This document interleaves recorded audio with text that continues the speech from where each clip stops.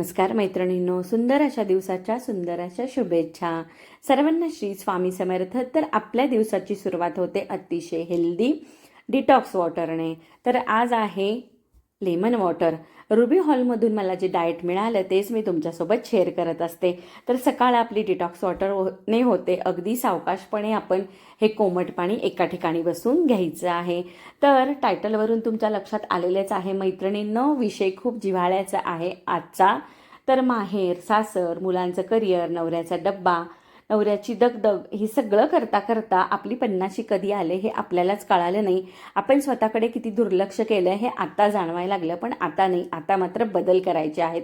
त्यातीलच हा पहिला बदल तो म्हणजे मी स्वतःची काळजी घ्यायला शिकले. स्वतःच्या स्किनची काळजी, स्वतःच्या हेअरची काळजी. पूर्वी कसं मुलांचे डब्बे, नवऱ्याचा डब्बा हे करण्यासाठी ना अंघोळ झाली की पहिले स्वयंपाक घराकडे धाव घ्यायचे. पण आता तसं करत नाही.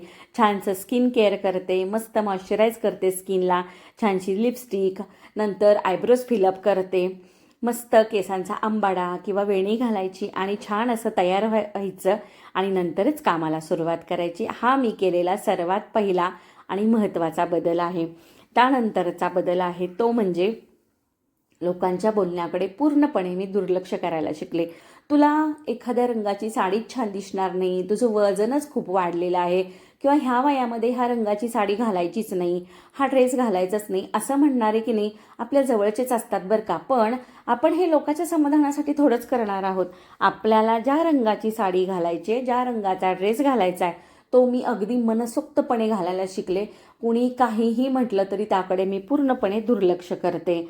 आणि की नाही हे सर्व आपण जेव्हा तयार झाल्यानंतर किंवा हे परिधान केल्यानंतर आपण जेव्हा स्वतःला आरशात बघून खुश होतो की नाही, तो आनंद सर्वात मोठा आहे असं मला जाणवायला लागलं.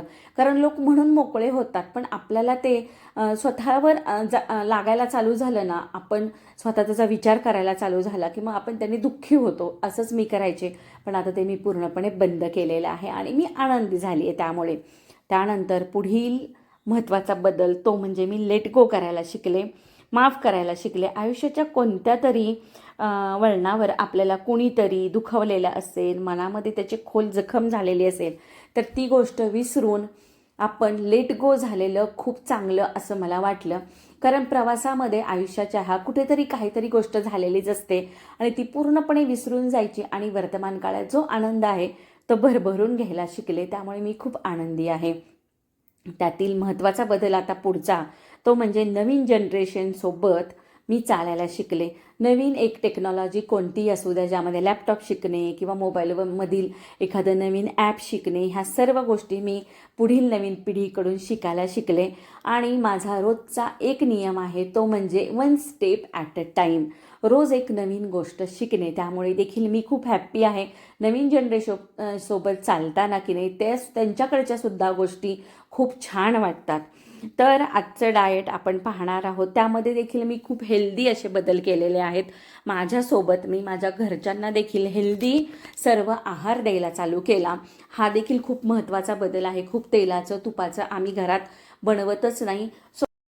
सकाळच्या नाश्त्यामध्ये अतिशय हेल्दी अशी मटकीची उसळ, नंतर भोपळा आणि नाचणीच्या पिठाचं थालीपीठ, भिजवलेले बदाम, मनुके आणि दही असा ब्रेकफास्ट होता. त्यानंतर दुपारच्या जेवणामध्ये कमी तेलातली वांग्याची भाजी, कमी मसाल्यातली कारल्याची भाजी, भरपूर सॅलड, ज्वारीची भाकरी, असा साधा सोपा खूप पौष्टिक असं जेवण होतं. आणि हे महत्त्वाचे बदल मी माझ्या घरात माझ्या लाईफमध्ये केले. त्यामुळे मी खूप आनंदी आहे. मैत्रिणींनो, हे छोटे छोटे बदल तुम्ही देखील नक्की करून बघा आणि असेच माहितीपूर्ण व्हिडिओ पाहण्यासाठी आपल्या चॅनलला नक्की सबस्क्राईब करा. परत भेटणार आहोत नवीन व्हिडिओमध्ये. तोपर्यंत नमस्कार.